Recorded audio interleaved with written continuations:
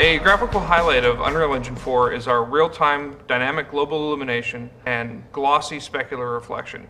So these objects that you see, the statues, as they change their state from a diffuse material to a specular, they not only change the way light bounces, but they also change the color of the light bouncing around in the scene. Unreal Engine 4 also supports fully emissive materials, so materials that you see in your scene can not only receive light and be emissive, but also transmit light. We have support for full shadowed and lit subsurface scattering. This night, as I move around, you can see the light through him changing based on the opacity and filter color. Unreal Engine 4 uses a fully deferred renderer. One of the applications for this is deferred decals. So this sphere drops wet decals on the ground, which change not only the diffuse and specular, but also the normals of the surface.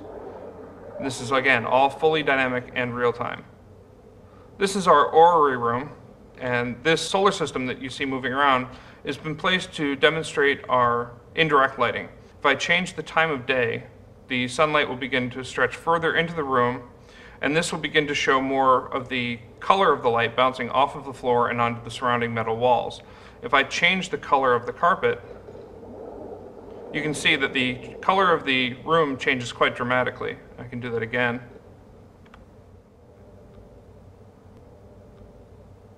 There we go. Now if I were to say, grab my spotlight planet here and use it to illuminate my room, as I move it around, it illuminates different elements of the scene, which then bounce their colored light on every aspect of the scene correctly. You can even see the reflection of the different floor colors on this sphere itself.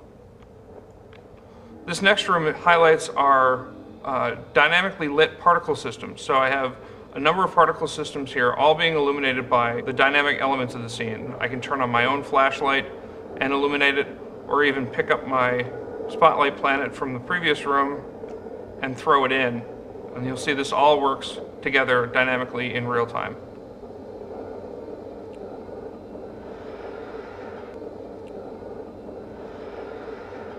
Out here, we're highlighting our direct and indirect lighting on particles. So I have a volumetric particle system that is being illuminated from within by chunks of lava being shot up through the vent, which use the volume of the particles to determine the amount of light that transmits through. The particles are being illuminated directly by the sun and also picking up indirect illumination from the sun bouncing off the world. They're also correctly shadowing the environment around them. Unreal Engine 4 supports GPU particles, which allow us to have extremely high numbers of particles along with complex simulations. So for example, this room has over 1 million particles in it alone in various different elemental styles. I have fire and ice, obviously, with very different effects. And then I have a final magic effect, and this effect is demonstrating our vector displacement fields, which can be dynamic and fully interactive. So I have a vector field on this object, and as I move it around, it displaces the particles as it travels through them. And I can even turn it off and have it all wisp away. This room is highlighting our improvements to post-process. We now have per pixel lens flares, so any bright element in the scene will become part of the lens flare, as well as full eye adaptation. So if the windows were to suddenly close, my scene becomes dark, my eye adaptation will adapt the focus exposure, and then if the floor were to collapse, I have bright elements in my scene, so my lens flares are back, and it's all, again, fully dynamic and fully real-time. Heading up the stairs, we come to the hallway from our demonstration. And this has both my night from the cinematic and also full time of day. So if I watch the sunset,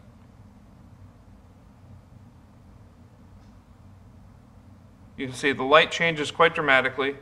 When the sun's completely behind the building, the sky will go to night. And I have a very different lighting environment. And then as the sun rises, again, I change completely.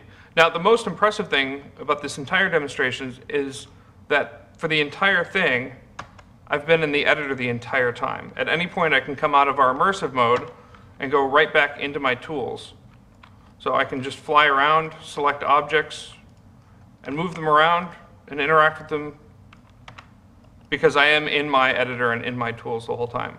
We've dramatically improved our play. It's now instantaneous. I can jump in at any time and just run around. So this gives me extremely fast iteration time. At any point, I can see the changes I've made in-game without leaving my editor. We've rewritten our user interface. It's all completely dockable and reskinnable, so I can put any part of it in any part of my, my layout. We now have this details panel that you see on the right. And details allows me to see not only the properties of the object, but also in-depth information about it. For example, what class it is, where its location in the world, as well as what materials are applied, and even drill down further and see what textures are part of that material. I mentioned I can see what class it is, and that's very important because this is a blueprint. In Unreal Engine 4, we use Kismet to script not only our levels, but also individual assets in what we call blueprints. A blueprint allows me to have an instanced class placed in my level that can have custom behavior. So for example, when I click on this statue, you can see the Kismet graph executing in sequence, so I can see exactly what's going on at any point. This allows for much more powerful debugging. At any point, I can jump out and go over and begin making changes, drag off to create new connections with a nicely laid out list of things that I can call from this point. I can also quickly put a breakpoint in, and now when I play, if I trigger that breakpoint, it will stop the editor, stop the game, allow me to step through and see the state of any of these values, and then resume and see the continuing game. Turn that breakpoint off again, and if I wanted to say make a change to this, it's as easy as dragging off. So I'll add a delay, give it a default duration of 3 seconds, and wire it in. And now when I play, when I click on my statue, I hit my delay, I see the countdown for how long it's got left, and then it executes the script again. So this allows us to make changes and iterate on them extremely quickly. Talking a bit about the indirect lighting,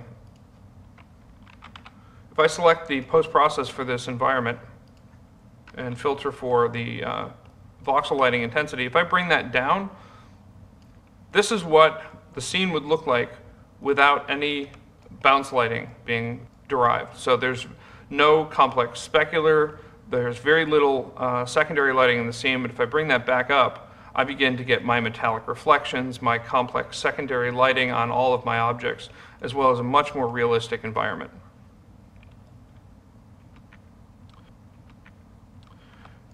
Over in the orrery room, if I select that orrery, I can see there's a number of properties that are being set up inside of this blueprint. So in the construction script, I have all of the parts of it being put together in sequence. And then I reach the sequence split, which creates each planet individually. Each one of these lines represents an individual planet. And then I have all of the variables that are used to drive the various behavior. Now, this is what the variables tab looks like. If I dock this here, you can see there's quite a few of them. But all of these can be categorized and given custom names. What that means is that when I get back to the placed version of it, I don't have a huge flat list of variables like I have in my editor. I have nicely categorized, friendly named properties that allow me to make changes without having to know how the script was made. Now, I showed Play in Editor, which instantaneous, I'm in, my game is running, I can interact with my planets, run around. But now I'm going to use Simulate. And Simulate plays the game, but doesn't put me in it. So now I'm still in the editor. I have complete control over my tools. I can see properties for any object. I can select the various elements in my scene. But because I'm not in the game, I can watch everything happen. And then at any point, I can click Possess and become part of the game and begin interacting with my game as a player. So one last thing I'm going to show off. If I hit play and run around in my world, I can hit F10 to eject, and now I see my player's representation in the world again. If I open up his details panel and his code view, it will populate with the functions for that class, in this case a player. If I double click on one of those functions, it will open the source file for that class and go straight to that function. So this has leg strength, and I'll change that, minimize this, and I'm going to click compile and possess. So I'm back in my character playing the game. I can't jump very high, but when it finishes compiling, I become superhuman. So I can make these kind of changes while I'm playing the game, while I'm in my editor, while I'm making changes to my environment and my tools and everything, all in real time, as you see.